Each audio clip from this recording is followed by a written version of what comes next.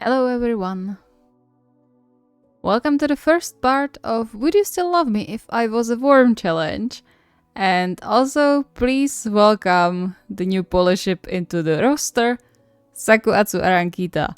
I bet some of you are happy about this decision, and I know one person who is definitely very happy about this. Greetings, Hannah. As always, special thanks to my lovely patrons and all of you who still watch my videos. Don't forget to subscribe to keep up with the uploads, and let's get into it, shall we? Alright, gentlemen, please give me your attention for a while. Oh, are we doing another challenge? This better not be anything hurtful. We have enough issues on our hands already. Relationship troubles? Oh, no, not like that. But there are some things that aren't ideal. It's a harmless one, I promise. Alright, that's good. Oh, do we have a newcomer? I was waiting if anyone would notice me. Dramatic much. Welcome. I don't believe we've met before? Probably not unless we played each other or you know someone in Division 1. We are all Division 2 related here. Then how did you get him here? His doctor boyfriend and my health-obsessed boyfriend know each other. I see. Interesting bonds we are creating here. I didn't even know you are polyamorous too. We aren't exactly announcing it to the world. Obvious reasons. Right. So, what's the challenge? Just to ask your boyfriends if they would love you if you were a worm. Classic. Okay, that can be done. Great. Channel your worm self and get some interesting answers.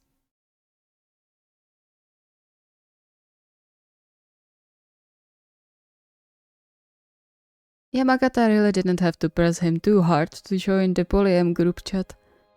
It was nice to connect with other people who shared the same sentiment when it came to relationships without having to worry about a judgment. And the challenge group chat was just an added bonus.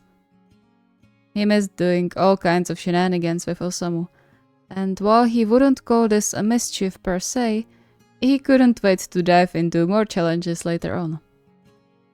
Stuff like this helped the relationship to stay lively in his humble opinion. Not that he felt bored in any way.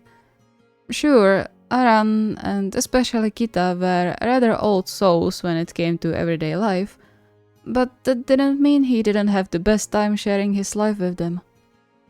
And Sakusa was a special case.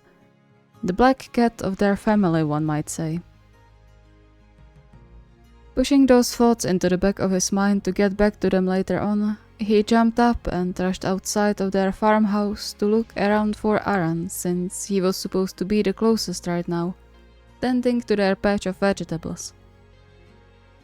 Sure enough, he found his boyfriend hauling the heavy bags of soil around, and he couldn't help but stare for a while, starstruck. Even though I see him every day... Oh, did you finally decide to lend a hand?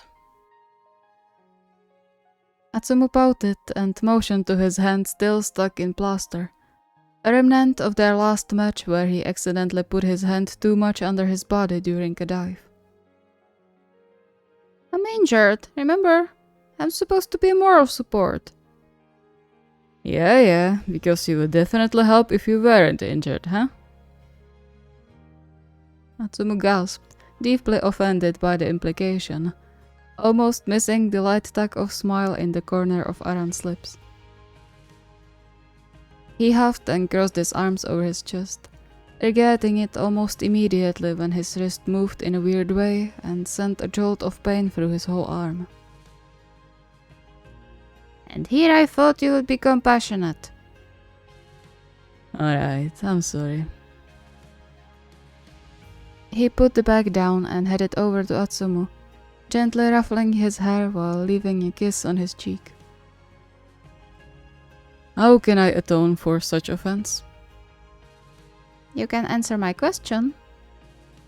Alright, I'm all ears. Would you still love me if I was a worm? Aran raised his magnificent eyebrow at him, his expression amused, while silently asking what kind of nonsense he came up with this time. Atsumu instinctively shrugged to hide his head between his shoulders, raising his palms in defense. I'm just curious, okay? I'm having trouble loving you as a human, let alone some worm. Now, that hurt.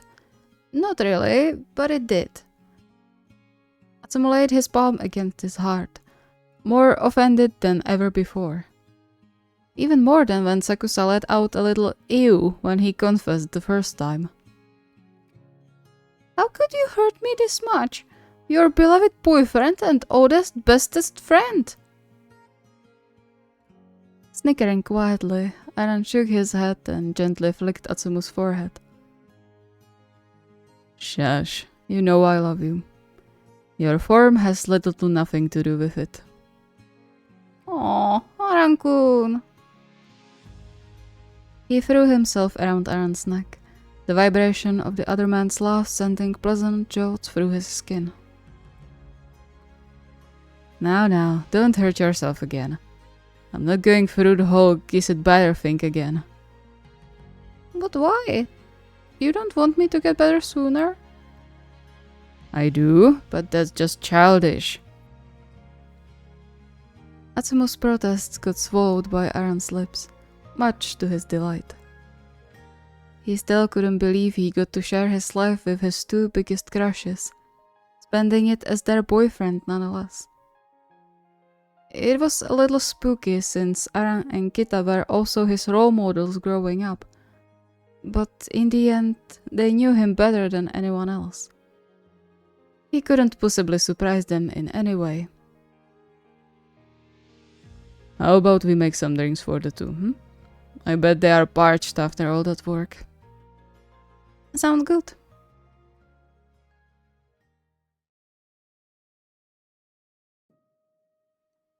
The evening came around quite fast, but Atsumu welcomed it.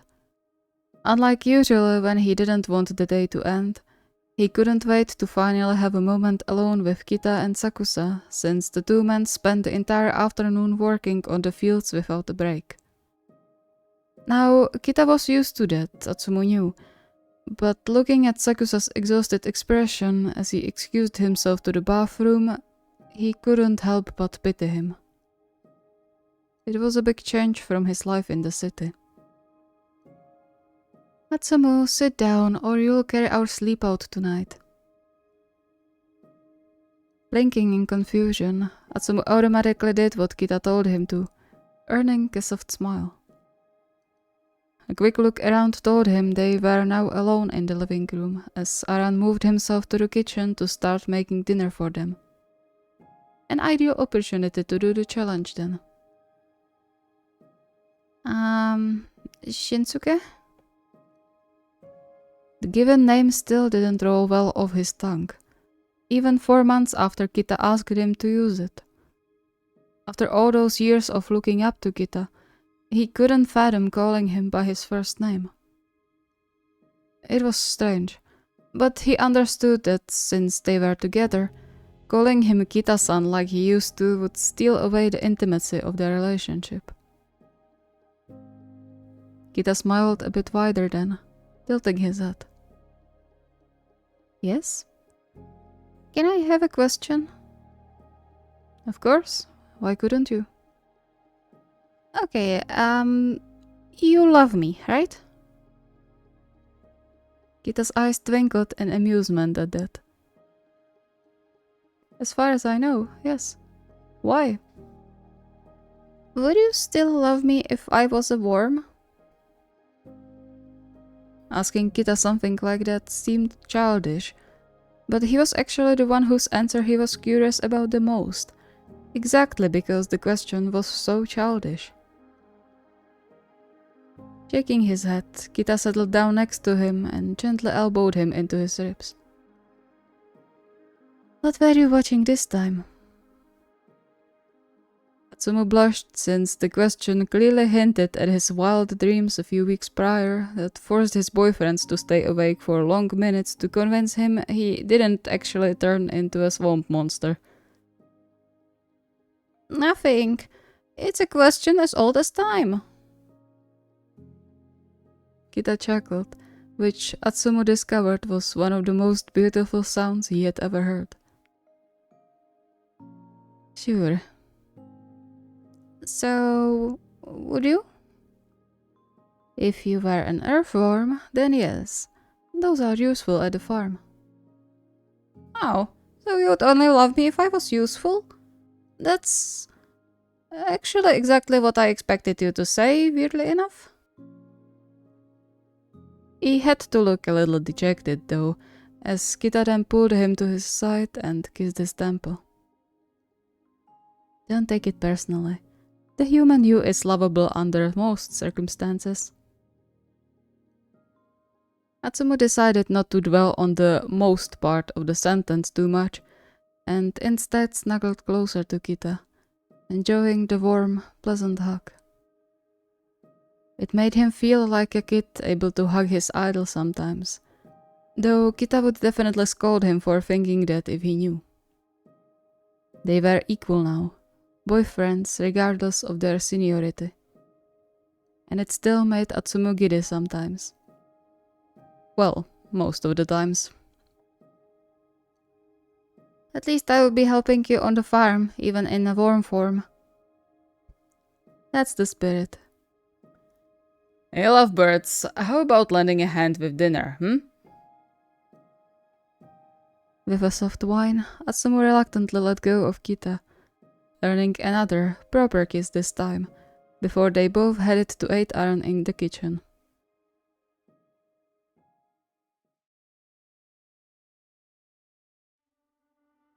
It took until the next morning before he could even think about doing the challenge with Sakusa. The previous evening was rather slow-paced with the dinner and all, and even when they stayed alone together, he couldn't bring himself to bother Sakusa with anything. The poor man looked absolutely done, though he never said a word about it, possibly worried what Kita would think of him.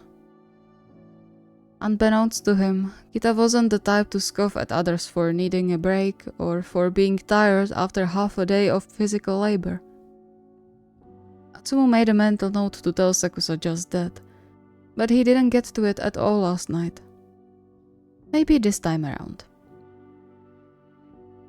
He yawned as he slowly waddled down the stairs, his mood instantly better when he spotted Sakusa moving around with a duster and cleaning cloth. Busy already? Come on, Omi, it's Sunday. Sakusa paused with his hand half across the coffee table, and then let out a deep sigh, his shoulders slumping ever so slightly. I can't help it. It's super dusty these days. I know. He gently rubbed Sakusa's shoulder, giving him hopefully an encouraging smile. I'm not saying you can't clean, I just don't want you to work too much. You strained yourself a lot yesterday. Why Sakusa insisted on doing everything, he wasn't sure, but he would lie if he said it didn't worry him sometimes. If Kita and Aran noticed anything, they didn't say it, though knowing them, they definitely took note.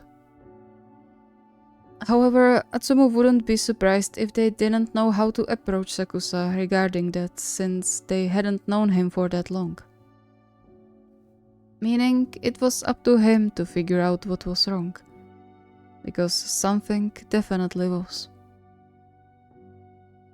Come on, let's sit down. You can continue later. Atsumu. You need to rest.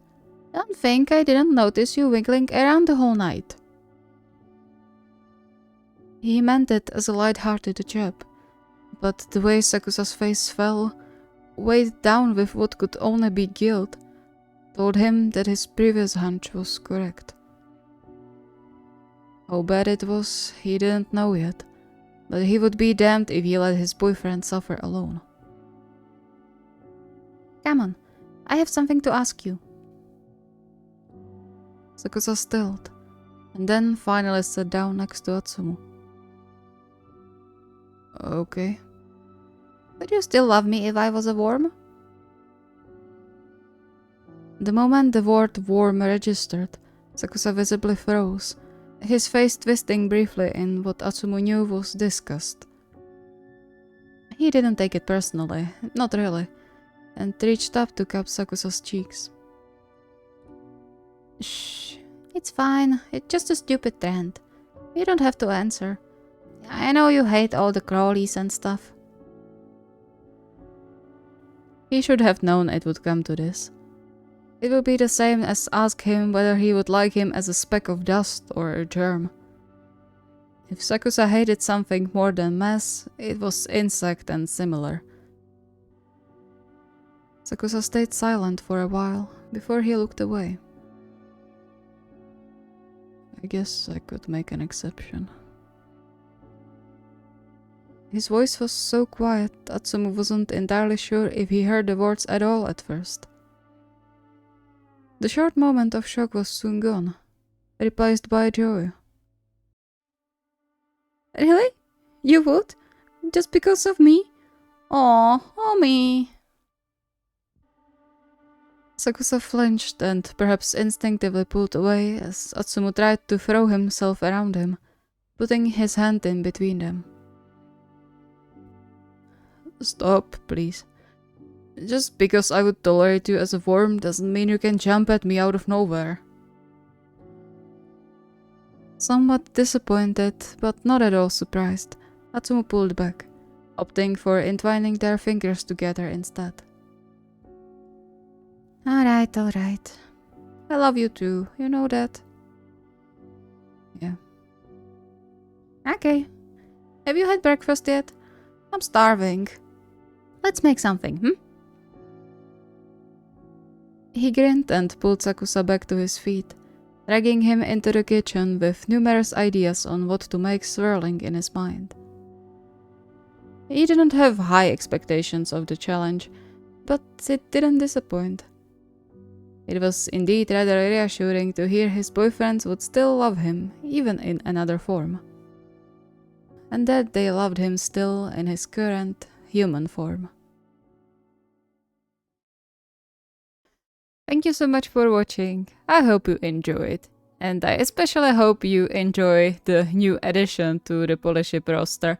I still have one more ship to add, well, I have two, but one is more detailed right now.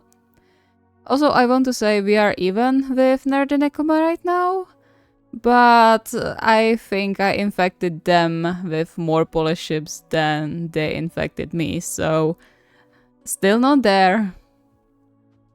If you have any requests or ideas, the request form is linked in the video description.